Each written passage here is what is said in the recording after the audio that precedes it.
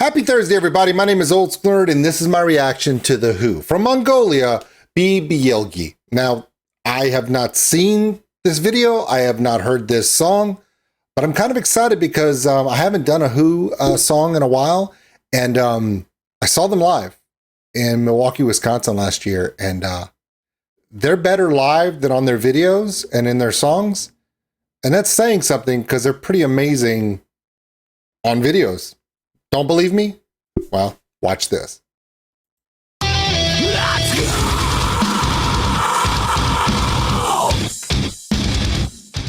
Yes, saw them in Milwaukee, Wisconsin, with Brock up there. We drove 18 hours to see The Who. We did. And opening up for them was a band called The Haunt from Florida, and they were amazing. Like old school Flyleaf, but like now. Really good. All right, so this one's called Bii Biyelgee, which, according to the description, is a tribute to a fallen warrior, where they give tribute, they pay solemn rites, and then they have a celebration of that warrior's life. That's the culture, and I think it's amazing. Funny enough, it's the day before Veterans Day here in the United States, so I thought it was kind of fitting. Here we go. This is The Who, Bii Biyelgee. Now, all of the description information I'm going to put below, including the link to this. So although I'm super excited you're here, like this video, share this video, give me a subscribe. All those things are amazing. I thank you so much for being here. You have blessed me and my family beyond all that I could possibly repay back. But more importantly, go to the link in the description below, see the original, give that one a like, share that one as well, because the Who band are the ones making this amazing music. I'm just a bearded idiot doing the reaction to it. True statement. No, I'm an idiot. Oh, and the reaction is true too. So. Mouth harp, instant.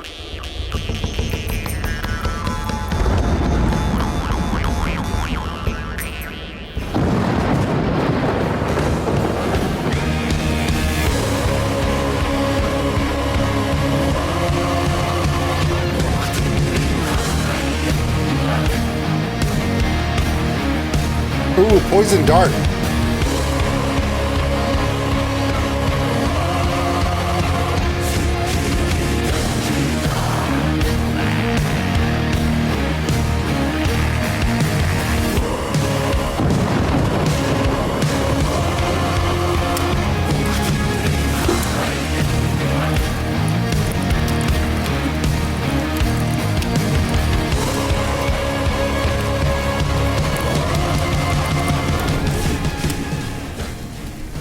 Ханга бидэнд харамгүй хишгэ хайрлаа.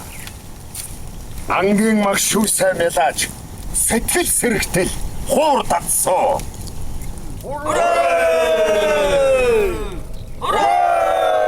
I do not speak a word of Mongolian, but if you don't understand the honor and respect that's going on here, it translates and transcends languages. In cultures, we can all recognize these honorable thoughts just through hand motions and stuff. And some people are like, OldSkuleNerd, why don't you put the closed captioning on? Why don't you get a translation? Well, because it's not English. It doesn't need to be English. Just listen to it in the original native tongue and you're like, you can feel the emotion. That's one of my favorite things to do. I don't do a lot of reactions with subtitles because I want it to be, as natural as possible. Also, after watching the Grand Tour special in Mongolia, people that say, oh, there's no trees there, it's just flat, and no, they have every conceivable environment there, from deep dense forests to marshes to dry plains, high peaks. It's a contrasting land with amazingly beautiful people. So there you go. All right, let's keep playing. Sorry.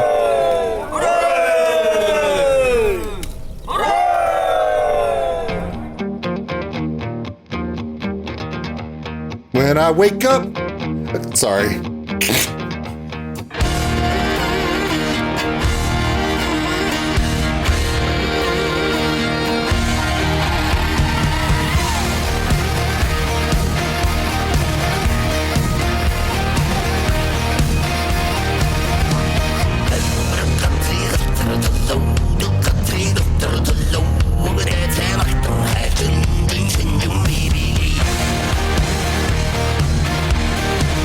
really does sound like this. Like it sounds this clear live when you see the Who.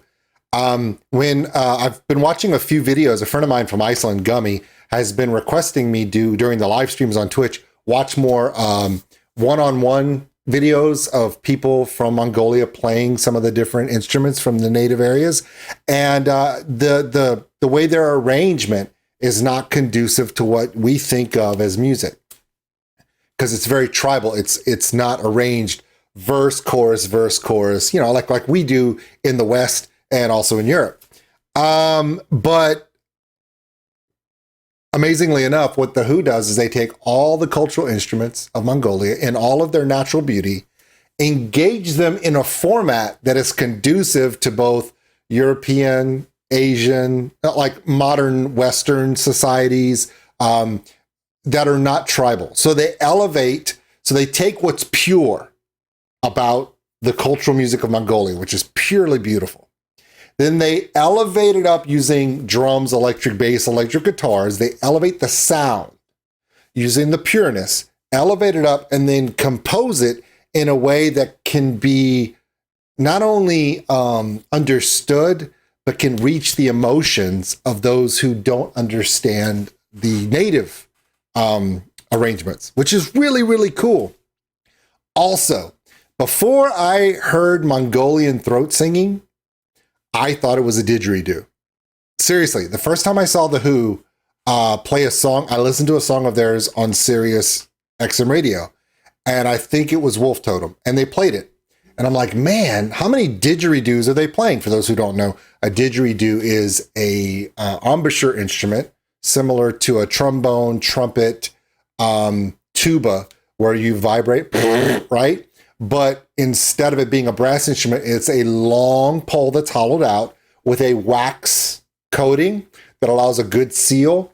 And through the opening and closing of the embouchure, you can get different tones in this long tube. It's Australian, and it does make that wow. When you hear that sound, that's normally a didgeridoo. In Mongolia and in other native cultures, throat singing like this, you don't need a tube. They just do it with their throat. So the Who was the first band that when I saw the video for Wolf Totem, I was like, that's not a didgeridoo. They're doing it with their throats. That's crazy. And now that I've expanded my knowledge and expanded my learning of how music comes culturally, especially in older forms of music, we see like Nightland. Nightland, they do it. Now, they're Siberian. Now, Siberian and Mongolian, very close together. In fact, they're like that, but very similar. We see throat singing in many cultures. It's just more prevalent and accepted and elevated in Mongolia and Siberia than other places. That was your history lesson. Let's watch the damn video, and I'm not going to stop it again.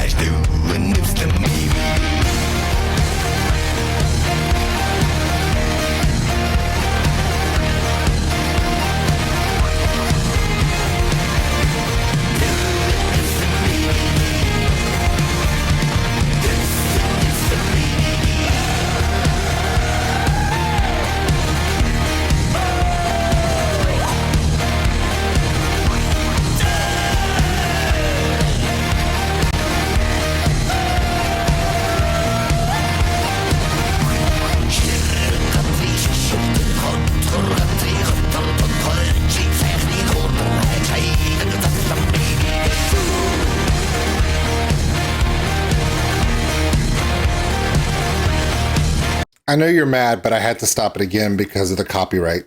Had to. Interesting enough, do yourself a favor, and I want you to watch the members who are playing the Mongolian stringed instrument that looks similar to a cello, but it has two strings. Those two strings, if you watch, they don't press the string against the neck like you would see on a European cello. And then, of course,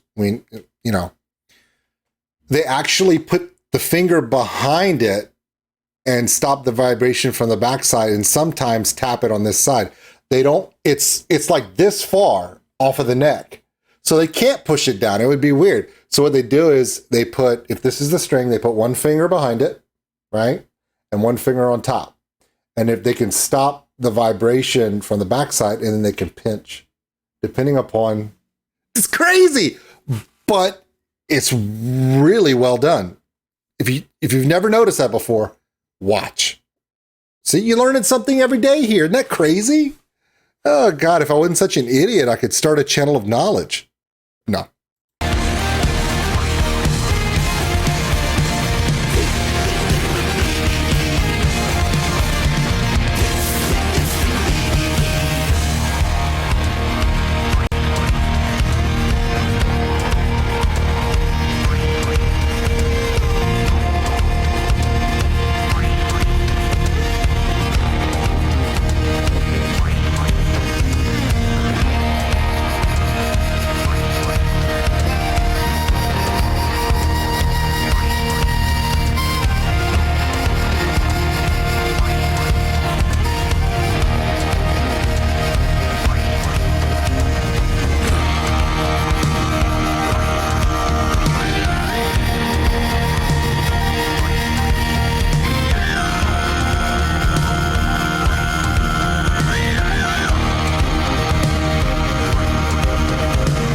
Saw it? See, his finger is behind it. See, he dipped his finger behind and he's wedging, and that's and then on the other finger he can come around and tap on the top. Isn't that crazy? That's some skill, man.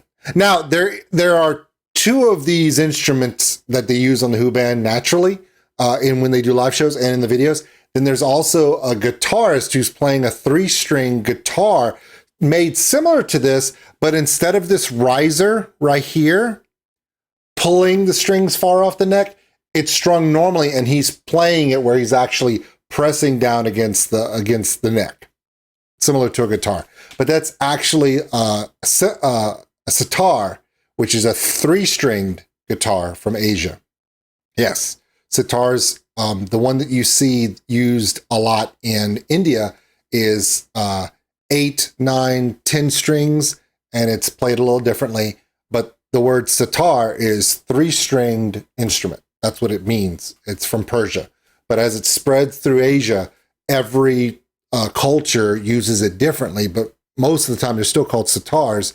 But traditionally, originally, ancient times, it was 3 strings in Persia. Then when it matriculated through the ages and got to India, India said, you know what? We're going to take 3 strings. We're going to add maybe like 5, 6, 7 more. Why the hell not? Because we can. We're going to put it on a bevel that's round, and we're just going to freaking go nuts on it like it's the world's most amazing banjo. And they did. Similar to Mongolia. They just use it in their own way, and it's beautiful. That's my favorite part.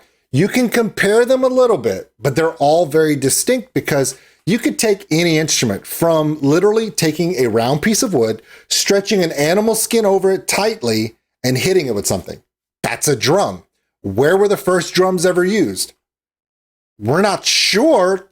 Some people are going to say Africa. Some people are going to say the Fertile Crescent or Asia. It just depends upon when humans first made rhythmic music. Doesn't matter. The best part about it is, as those instruments engage into cultures, they are then used in the way of the culture, which makes them unique and beautiful. It's one of my favorite reasons of having a YouTube channel, is because all of you say, hey, Old School, have you ever seen this? And I'm like, no. And then I'm like, that's why. It's beautiful. It's also pretty epically metal in a way.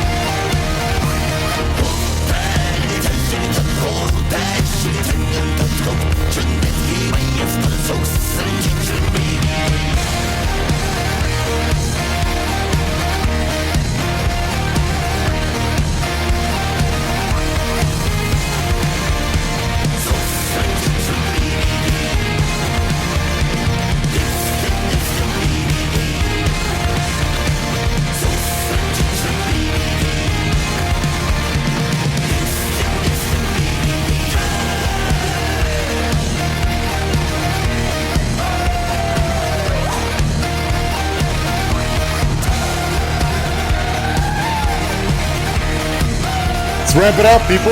Let's go. I have to do one more copyright stop. Sorry.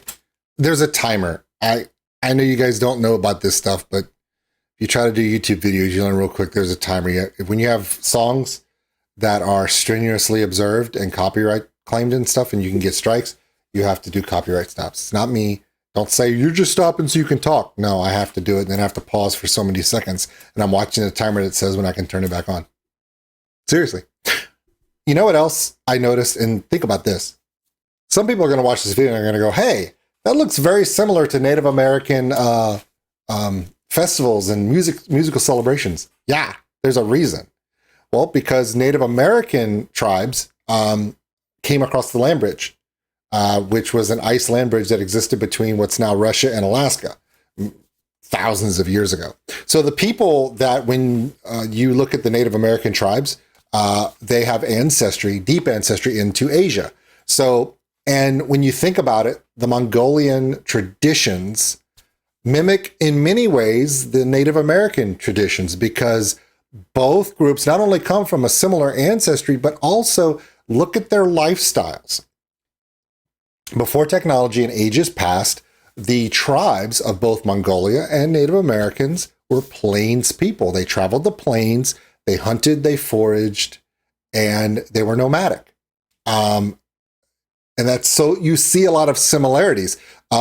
There are teepees in Mongolia. I'm not joking.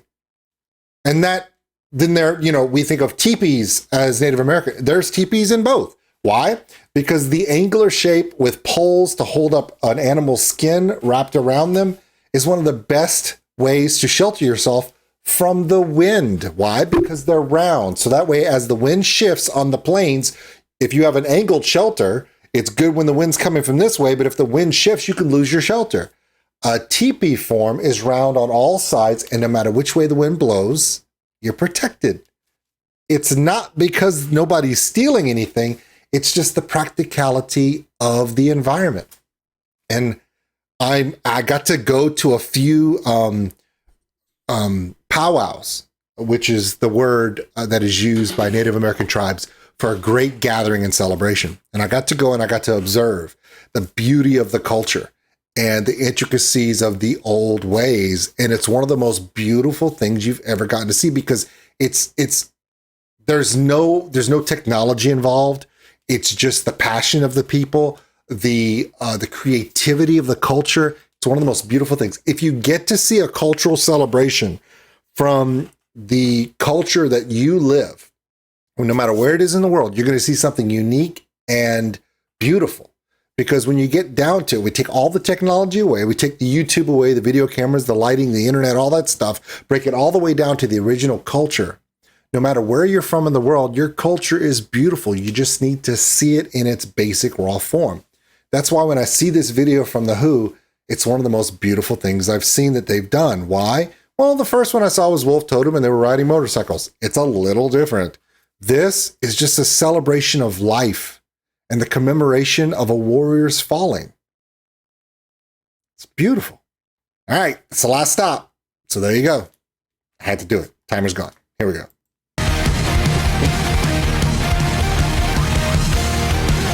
Look, they're doing the mosh run in circles.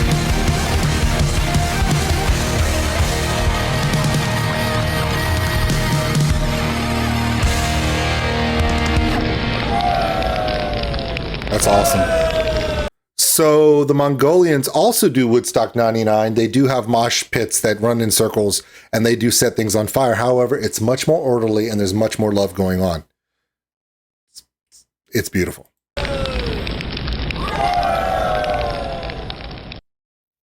That's pretty cool. All right, everybody. My name is Old School Nerd. This is the Who from Mongolia. I've got all their information down there. Please check it out. Hey, everyone have an amazing day. And that's it for me. Sorry about all the stops, but copyright claims and strikes are a significant thing and we don't control them. Thanks for watching, everybody. If you enjoyed this video, give us a like. It really helps the channel grow. Also, if you want to subscribe, right there. Big thank you to all my Patreons out there. We appreciate everything you do. If you want more content like this video, check them out above. Remember, love one another, take care of each other. We're all stuck on this mud ball together. We'll see you later.